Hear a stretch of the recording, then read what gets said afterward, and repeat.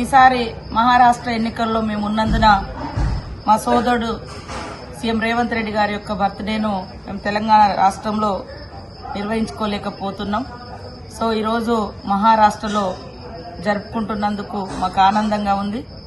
వారు నిండు నూరేళ్లు ఆయు ఆరోగ్యాలతో సుఖ సంతోషాలతో శక్తివంతంగా పరిపాలిస్తూ ప్రజానాయకుడిగా ప్రజల గుండెల్లో స్థిరస్థాయిగా ఉండాలని ఆ దేవుణ్ణి కోరుకుంటూ happy birthday to you brother.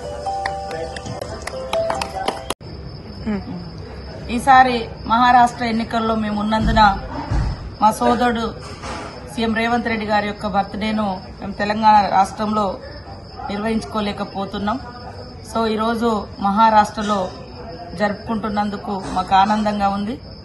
వారు నిండు నూరేళ్లు ఆయు ఆరోగ్యాలతో సుఖ సంతోషాలతో శక్తివంతంగా పరిపాలిస్తూ ప్రజానాయకుడిగా ప్రజల గుండెల్లో స్థిరస్థాయిగా ఉండాలని ఆ దేవుణ్ణి కోరుకుంటూ happy birthday to you brother.